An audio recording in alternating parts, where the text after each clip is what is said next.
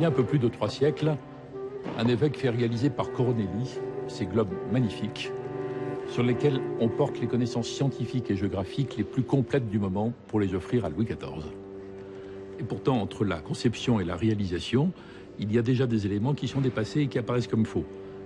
Alors que c'est une époque qui nous paraît avec le recul comme parfaitement stable. C'est dire à quel point il est encore plus difficile aujourd'hui de comprendre ce qui se passe dans notre monde. D'autant que l'accélération de la mutation des sociétés et la confusion du monde, depuis qu'il a été globalisé, donne le tournis et inquiète. Avec ce film, Hubert Védrine nous propose une vue d'ensemble pour essayer de mieux comprendre ce qui nous attend.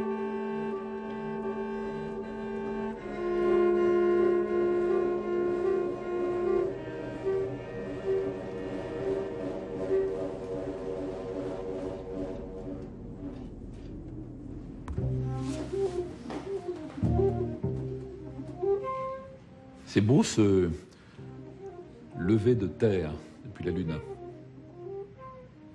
Et puis, vu de la Lune, en plus, cette planète, la nôtre, paraît relativement petite. Et on se dit que les habitants devraient s'entendre tous facilement.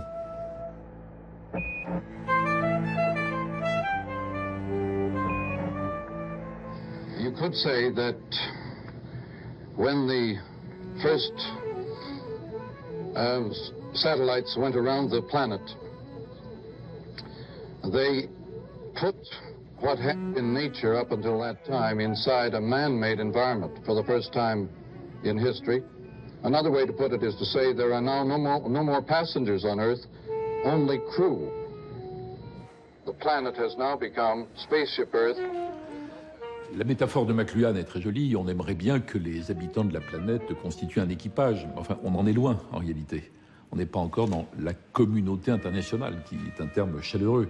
Il y a tellement de différences, il y a tellement d'antagonisme, d'opposition, de problèmes non réglés, de rancœur, que non, ça reste un objectif. Mais nous verrons aussi qu'il y a beaucoup d'éléments qui permettent de ne pas désespérer et d'aborder l'avenir avec plus de confiance. Comme sur tous les sujets que nous allons aborder, il faut remettre en perspective historique ces phénomènes longs. Si l'on regarde ce qui s'est passé depuis 2000 ans, depuis l'an 1 jusqu'en 1820, pendant 1800 ans sur 2000, les deux grandes économies du monde ont toujours été la Chine et l'Inde. Et ce n'est que depuis 200 ans que l'Europe a décollé, suivie de l'Amérique du Nord. Mais les 200 dernières années de l'histoire mondiale ont été ce qui s'appelle une aberration historique. Et toutes les aberrations historiques ont une fin naturelle.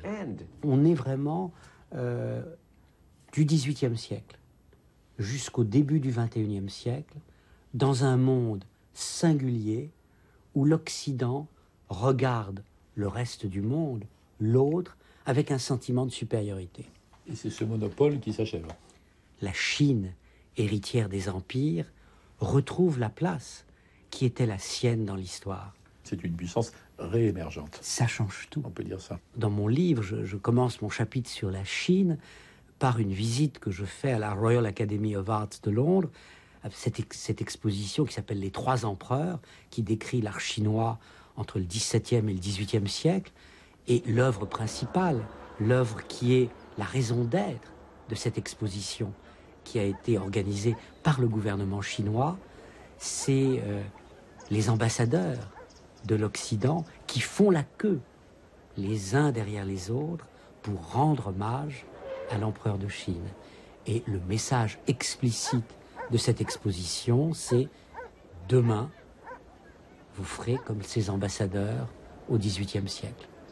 Vous reconnaîtrez notre puissance. »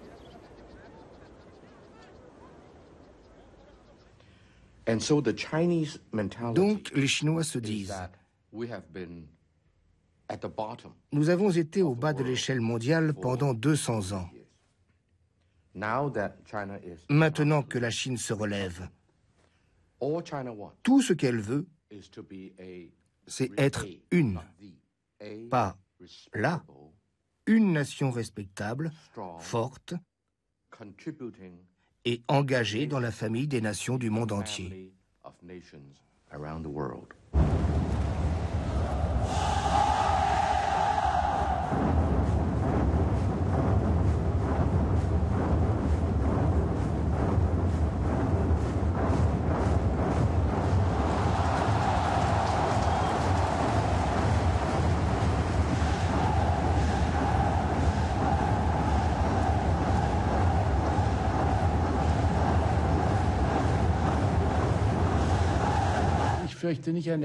J'ai plus peur de l'échec de la Chine que de la réussite de la Chine.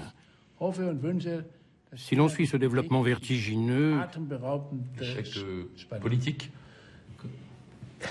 Ça pourrait être un échec politique, mais aussi économique, avec des développements impossibles à imaginer à l'heure actuelle.